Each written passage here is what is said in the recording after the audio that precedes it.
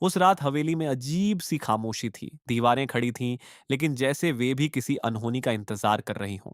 सुल्ताना बेगम अपने कमरे में बैठी थीं। सामने रखी घड़ी की टिक टिक उन्हें बेचैन कर रही थी। उनके जहन में बार बार एक ही सवाल घूम रहा था।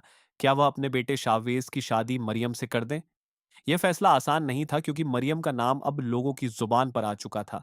बदनामी की आहट किसी जहर की तरह फैल चुकी थी, और समाज में एक लड़की की इज्जत सबसे पहले सवालों के घेरे में आती है। उसी समय दरवाजा खुला और एक नौकर घबराया हुआ अंदर आया। उसने कांपती आवाज में बताया कि शावेज के कमरे का दरवाजा अंदर से बंद है और वह बार बार आवाज देने पर भी नहीं खोल रहा। यह सुनते ही सुल्ताना बेगम का दिल जोर से धड़क उठा। वह तुरंत उठ खड़ी हुई और तेज कदमों से शावेज के कमरे की ओर बढ़ने लगी। उनके पीछे पीछे घर के कुछ और लोग भी चल पड़े। हवेली के दूसरे कोने में नबिया खड़ी यह सब देख रही थी। उसके होंठों पर हल्की सी मुस्कान थी, लेकिन उसकी आंखों में अजीब सी चमक थी। कुछ देर पहले वही नबिया मरियम के पास आई थी और बहुत प्यार से बोली थी कि यह मोबाइल शावेज के कमरे में रखाओ। मरियम सीधी सादी लड़की थी। उसने बिना किसी शक के मोबाइल लिया और शावेज के कमरे में चली गई। कमरे में शावेज मौजूद था। मरियम ने मोबाइल मेज पर रखा और बाहर निकलने लगी, लेकिन दरवाजा नहीं खुला। बाहर से कुंडी लग चुकी थी। मरियम घबरा गई। उसने दरवाजा खटखटाया। शावेज ने भी आवाज दी, लेकिन बाहर कोई नहीं था। उसी समय नबिया तेज कदमों से सुल्ताना बेगम के पास पहुंची और बनावटी घबराहट दिखाते हुए बोली कि शावेज का दरवाजा नहीं खुल रहा। कहीं कुछ गलत तो नहीं हो गया? सुल्ताना बेगम का शक और बढ़ गया। वह दरवाजे के सामने पहुंची। जब दरवाजा खुला तो जो दृश्य सामने था उसने सबको सन्न कर दिया। शावेज और मरियम एक ही कमरे में खड़े थे। एक पल को पूरी हवेली में सन्नाटा छा गया। किसी की आवाज नहीं निकली। नबिया ने उसी पल जोर जोर से बोलना शुरू कर दिया। उसने सवाल उठाए, इल्जाम लगाए और बात को इस तरह मोड़ा कि जैसे मरियम ने कोई बहुत बड़ा गुनाह कर दिया हो।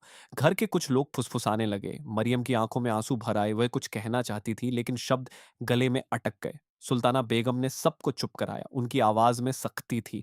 उन्होंने मरियम से पूछा कि वह शावेज के कमरे में क्यों गई थी। मरियम ने कांपती आवाज में सच बताया कि नबिया ने उसे मोबाइल देकर वहां भेजा था और दरवाजा बाहर से बंद कर दिया गया था। यह सुनते ही सुल्ताना बेगम सब समझ गई। उन्हें एहसास हो गया कि यह कोई इत्तेफाक नहीं, बल्कि सोची समझी साजिश है। कुछ पल की खामोशी के बाद सुल्ताना बेगम ने वह फैसला लिया जिसकी किसी ने उम्मीद नहीं की थी। उन्होंने साफ शब्दों में कहा कि शावेज की शादी मरियम से होगी। यह सुनकर सब हैरान रह गए। मरियम डर और हैरानी के बीच खड़ी थी। शावेज चुप था, लेकिन उसके चेहरे पर राहत साफ दिखाई दे रही थी। नबिया का चेहरा उतर गया। उसे समझ आ गया कि उसकी चाल उलटी पड़ गई है। नबिया ने हार नहीं मानी। उसने बाबा साहब के कान भरे और मरियम पर तरह तरह के इल्जाम लगाए। कुछ लोग मरियम से नाराज भी हुए, लेकिन वक्त के साथ साथ सच्चाई सामने आने लगी।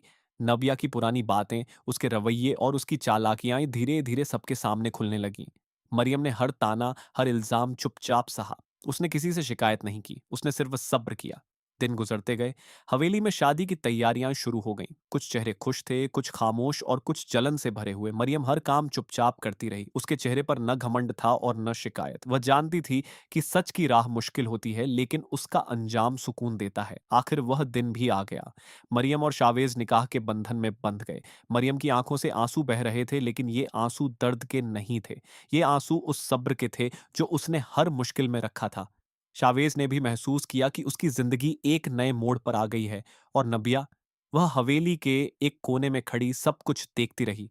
उसकी आंखों में पछतावा नहीं, बल्कि जलन थी। वह अपनी ही रची हुई आग में जल रही थी। उसकी साजिश ने किसी और को नहीं, उसी को सबसे ज्यादा नुकसान पहुंचाया था।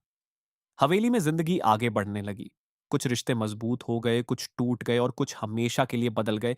मरियम ने सीख लिया था कि सच्चाई देर से सही, लेकिन आखिर जीतती जरूर है। और कुछ लोग यह सीखने में रह जाते हैं कि दूसरों के लिए खोदे गए गड्ढे अक्सर खुद के लिए होते हैं।